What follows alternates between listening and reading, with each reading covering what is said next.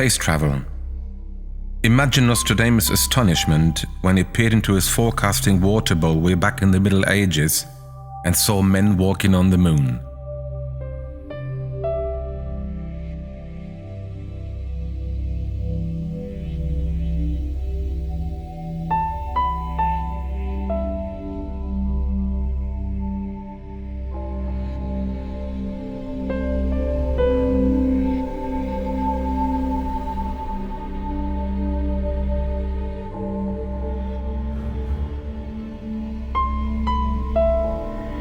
Of all his visions, space travel must have been the most mind-boggling thing to this 16th century man at a time when the Earth was considered the center of the universe. And if you didn't believe that, you risked execution.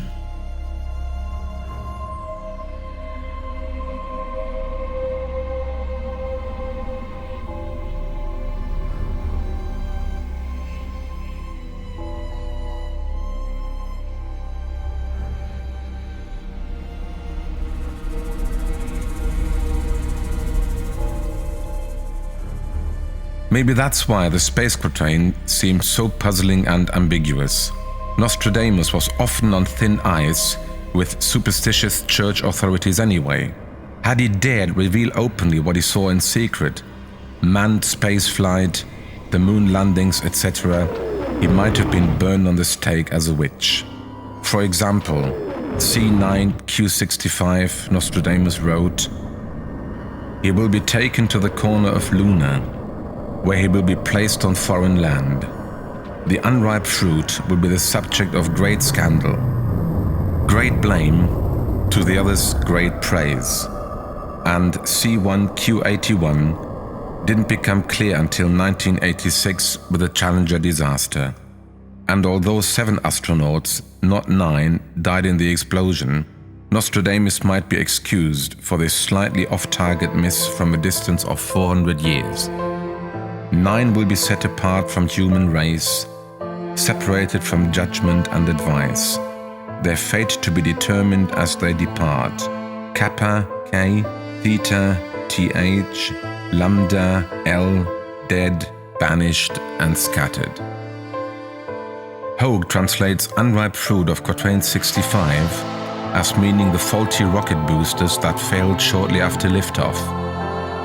He also argues that the letters KTHL compose an anagram, one of Nostradamus' favorite word games, which, unscrambled, stand for thiocol.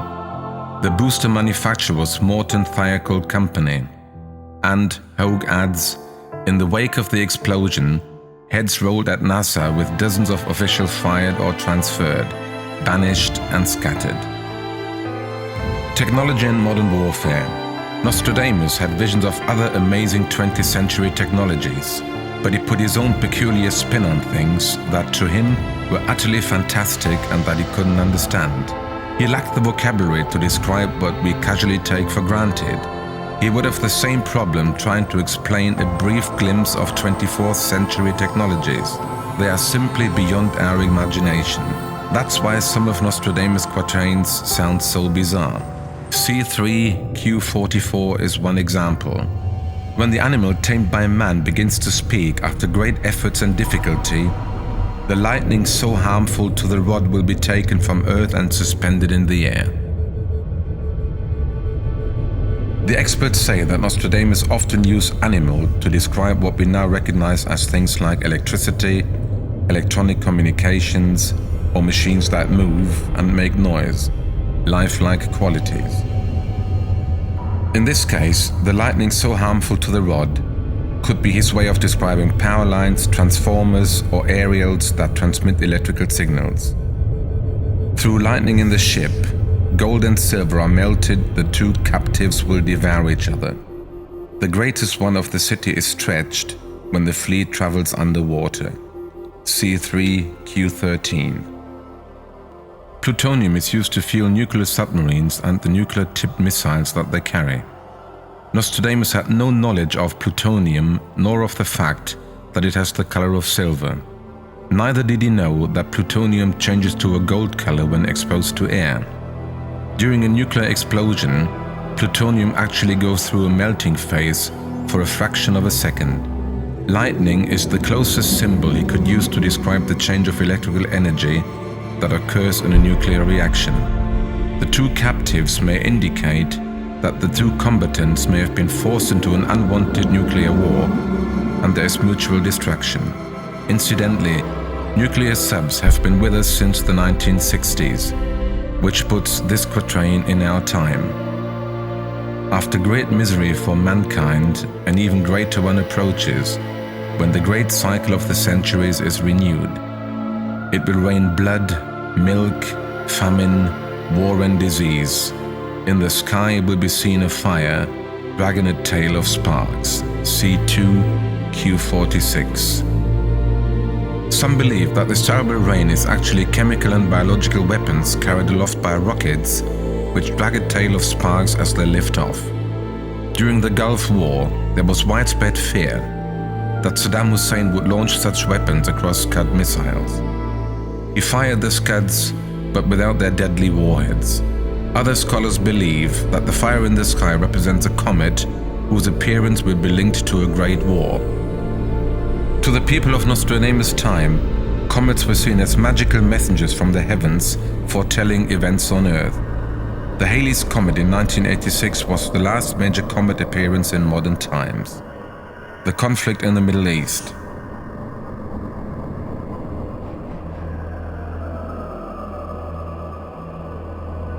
And speaking of Saddam Hussein, Nostradamus predicted his coming and the long shadow Saddam now cast over the entire Middle East.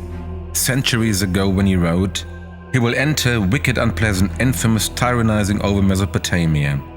All friends made by the adulterous woman, the land dreadful and black of aspect." C8Q70. Saddam's armies did indeed enter Kuwait in a wicked, unpleasant and infamous manner.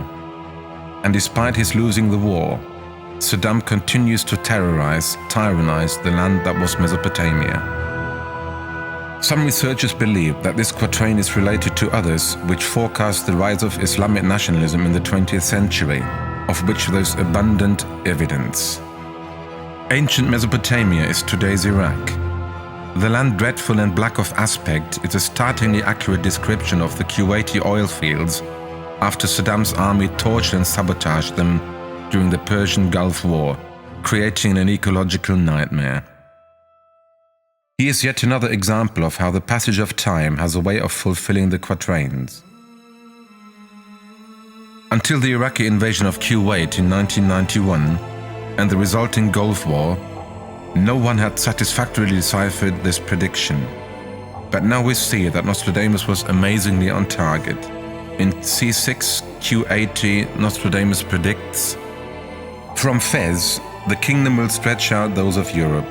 The city blazes, the sword will slash. The great men of Asia with a great troop by land and sea, so that the blues, Purs, will drive out the cross to death."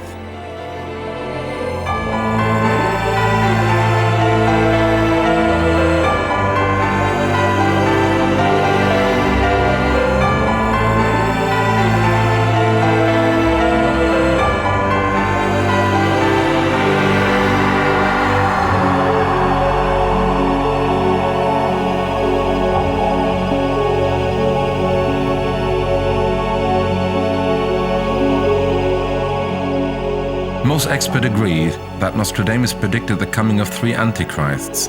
If Napoleon was the first and Hitler the second, the big question obviously is, who's the third antichrist? Is he, she, it among us today, or still decades, even centuries in the future? Nostradamus also suggests that this antichrist will be around for 27 years. But after its passing, the world will enter a new golden age, or the true age of Aquarius, as measured by some astrologers who date its beginnings in the mid-2020s.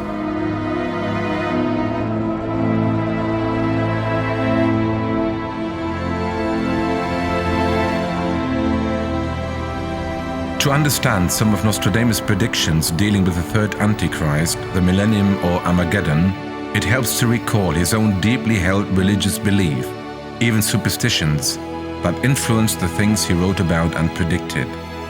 For example, Even though Nostradamus' family converted to Christianity, they didn't abandon their Jewish roots, especially Nostradamus' two grandfathers, who passed along the ancient creeds and teachings to the eager young clairvoyant. Some scholars believe that Nostradamus cleverly planted one of his tricky clues about the identity of the final antichrist in C2Q62 that's often referred to as the Mabus quatrain.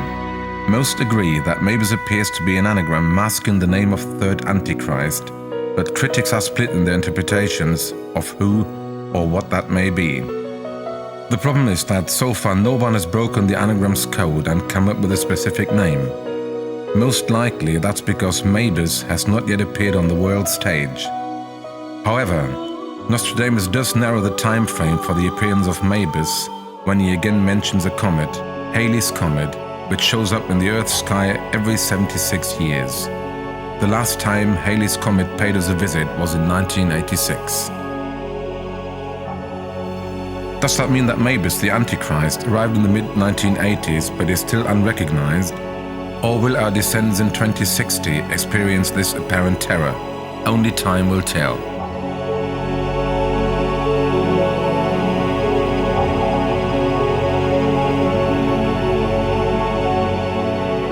The question at hand today is, having studied all this, did indeed Nostradamus predict the WTC attacks in New York?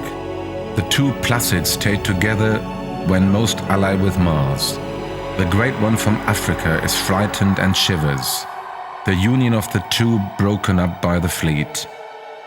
It can be said that in quatrain 697 he gave us statements that have a stunning resemblance to the attacks on that infamous September 11. He does directly talk about a great new city, something that he also mentions in quatrain 187.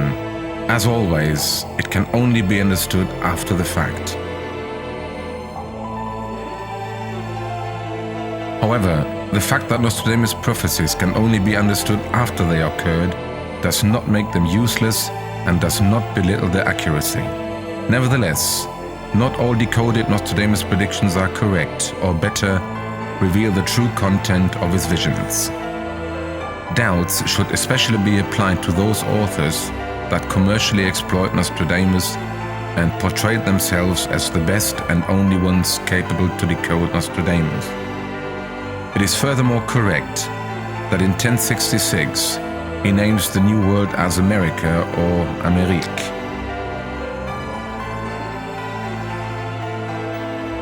Nostradamus does, however, mention in those quatrains clearly that he sees a global conflict in which the Islamic powers have a decisive role.